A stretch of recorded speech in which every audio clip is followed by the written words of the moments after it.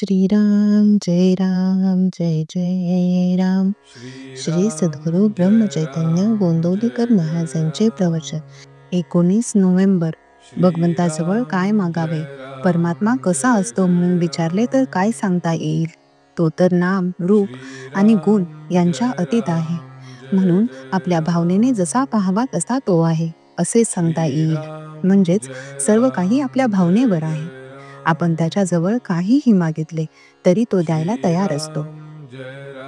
आपण विषय मागितले तर तो देत नाही असे नाही, पण त्याबरोबरच त्याचे फळ म्हणून सुख दुःखेही आपल्याला भोगावी लागतात। म्हणून काही मागायचे झाले तर ते विचार करून मागावे। एक गृहस्थ दमून एका झाडाखाली बसला। ते झाड कल्पवृक्षाचे होते। तो सहज म्हणाला, इथे आता मला प्यायला पाणी मिळाले तर फार चांगले होईल। असे म्हणताच त्याला पाणी मिळाले। पुढे, आता काही खायला मिळाले तर बरे। असे म्हणताच त्याला खायला मिळाले। त्यावर त्याला विश्रांती घ्यावीशी वाटली आणि तसे म्हणताच त्याची निजण्याचीही सोय झाली।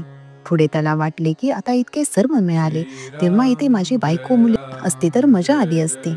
असे म्हणताच ती तिथे आली। एवढे झाल्यावर त्याला वाटले, आपण जी इच्छा केली ते सर्व मिळाले, तर आता इथे मला मरण आले तर? असे म्हणताच तो मरण पावला।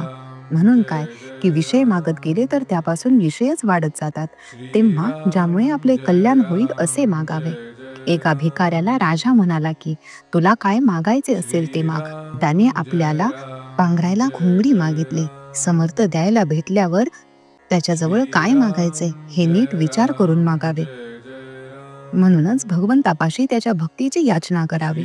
ही मागितल्याने आपल्याला समाधान मिळते आणि दुसरे काही मागण्याची इच्छा होत नाही। भगवंताचे अवतार केव्हा झाले आहेत? तर भक्तांकरिताच देवाला अवतार घ्यावे लागले आहेत। अवतार घेतल्यावर नुसते भक्तांचेच काम होते असे नाही, तर त्यामुळे इतरांनाही देव आहे ही भावना निर्माण होते। आपण त्याला शरण जाऊन त्याचे होऊन राहावे, म्हणजे आपल्याला मग इतर कोणत्याही बाबतीत काळजी करण्याचे कारण उरत नाही। भगवंत हा अत्यंत दयाळू आहे। लोखंडाने परिसाला मारले तरी त्याचे सोनेच बनते। त्याप्रमाणे भगवंताने भरताला भाऊ म्हणून तारला, विभीषण शरण आला म्हणून त्याला तारला आणि रावणाला शत्रू म्हणूनही तारला, पण त्याने सोडले कुणालाच नाही। असा भगवंत जोडायला नामाशिवाय दुसरा कोणताच सोपा उपाय नाही। भगवंताच्या नामाशिवाय मला काहीच कळत नाही, असे ज्याला कळले त्यालाच सर्व कळले।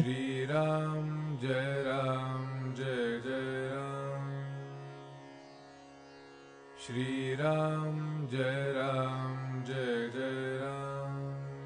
श्रीराम जय राम जय जय राम।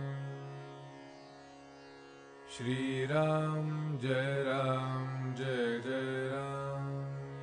श्रीराम जय राम जय जय राम। श्रीराम जय राम जय जय राम।